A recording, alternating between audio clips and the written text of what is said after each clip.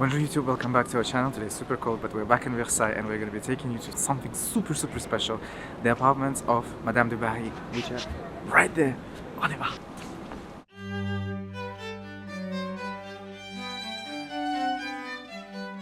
So this has become our tradition by now. We come here to get a cafe and pain au chocolat or pain au chocolat aux amandes with almond. This is simple but so tasty. I don't normally eat this is Anton's favorite. But since they don't have what I like here, so I had to get this. It's not bad, it's nice. But it's not my favorite. But it still tastes good.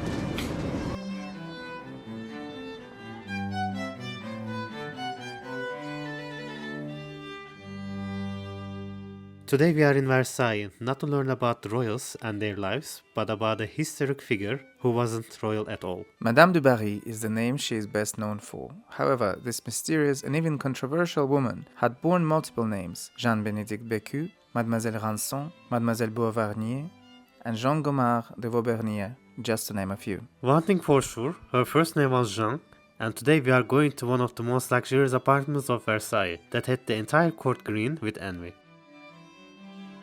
It's located directly above the king's private apartment, which we had already visited. The link to that video is in the first comment. And although the furniture was sold off during the Revolution, Château de Versailles continues to work on getting some of it back, mostly through acquisitions and rare discoveries.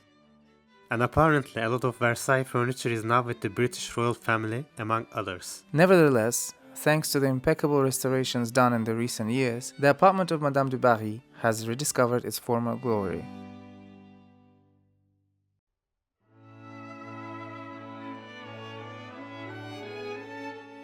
So who was Madame du Barry? To this day, we cannot be certain of the exact details of her origins. Even her birth year is disputed, as either being 1743 or 1745.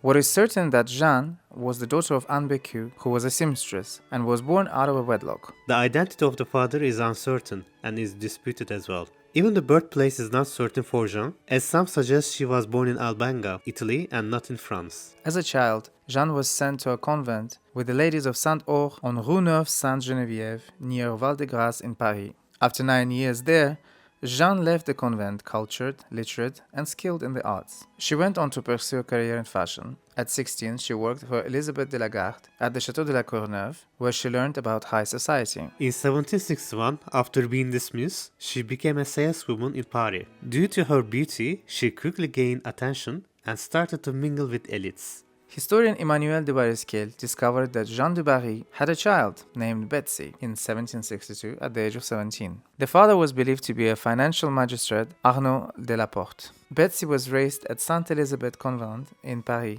living comfortably with her grandmother Anne. Jeanne cared for her child throughout her life, often referring to Betsy as her niece or sister in her account books. In 1764, Jeanne met a certain Jean-Baptiste de Barry-Serres, known as the roué, a word used to describe someone without morals or principles. In other words, he was a pimp. While Jeanne and Jean-Baptiste may have had a brief affair, their relationship evolved into a partnership, with Jeanne assuming the role of a hostess in his social circle and calling herself Comtesse du Barry. Rather than being exploited, Jeanne became a courtesan who chose her own lovers, including high-ranking figures like the Duc de Richelieu and Jean-Benjamin de la Borde, Louis XV's first valet. Fast forward to 1768, Louis XV is 58, while Jeanne is 23. The king is depressed following a series of passings in his entourage, including his daughter, grandson, granddaughter, his favorite and his friend of 20 years, Madame de Pompadour, his son-in-law, then his son, le Dauphin de France, and his daughter-in-law, la Dauphine, his father-in-law, Stanislas Leszczynski, and his wife, Queen Marie Leszczynska. It's a difficult time for Louis XV. Same year, Richelieu introduces Jeanne to Louis XV, who would quickly fall in love with the young woman whose charms and talents in the games of love restore vitality to the aging king. Louis XV wants to officially make Jeanne his new favorite. However, for that to happen, Jeanne would have to be a married woman. A paper husband is quickly found in the person of Guillaume du Barry, Jeanne's brother. The union was celebrated on September 1st, 1768, officially making Jeanne Bécu into La Comtesse du Barry. She can now legitimately enter the life of Louis XV. The court of France at Versailles knew Comtesse du Barry's past, and she quickly felt that she wasn't welcome. It was known that the future Queen Marie Antoinette particularly didn't like Jeanne. Madame du Barry did not get involved in the politics and instead focused on art, fashion, and played a notable role in the rise of neoclassical style. It was really Jeanne du Barry who initiated this style, often also called as the style of Louis XVI. Petit Trianon was decorated by her prior to Marie Antoinette. Louis XV gave her a small property at Louisiane, where she was a patron and a collector. She made the career of the great architects and artists of her time, including Ledoux, Vigée Lebrun, and Greuze. But all good things come to an end at some point, and one spring morning in 1774, Madame du Barry was with the king at Petit Trianon, where the monarch fell ill with smallpox.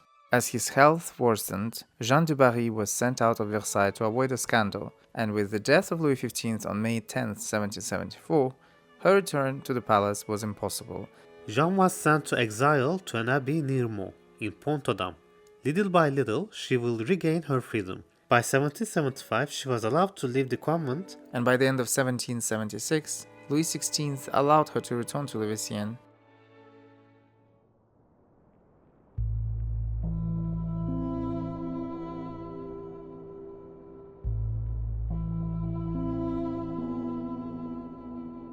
During the Revolution of 1789, her past makes her a suspect, and she would leave for London, where she would stay some time in safety.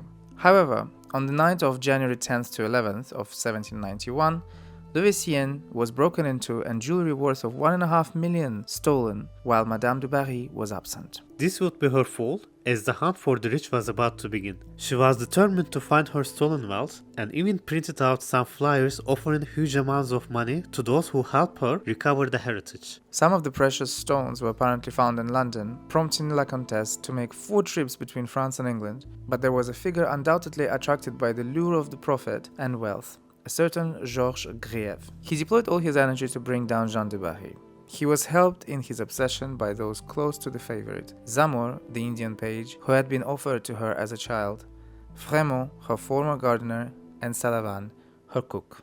She was eventually arrested for incivism and aristocracy, then was first taken to Sainte-Pélagie, a convent converted into a political prison, from where she fought to prove her innocence, while Griève, who moved into her Louisiane pavilion, was busy preparing the trial file. On December 4th, Madame du Barry was transferred to Conciergerie. She was tried on December 6 by a revolutionary court composed of 15 jurors and the famous public accuser Fouquier Tinville. The verdict fell at 11 p.m. on the evening of December 7th. She was sentenced to death.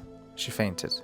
On December 8, 1793, in the afternoon, she was driven in a car to La Place de la Révolution, former Place of Louis XV, where she was guillotined, letting out a terrifying cry. Her body was buried at the Madeleine Cemetery, not far from Marie Antoinette and Louis XVI. Today the cemetery is no longer there, and at its place stands La Chapelle Expiatoire, and you can visit it with us on our channel. And that's it for today. We hope you liked this episode. If you liked this episode and to see more of these kind of videos, please don't forget to like, share and comment below. And until the next one, somewhere else in France, au revoir.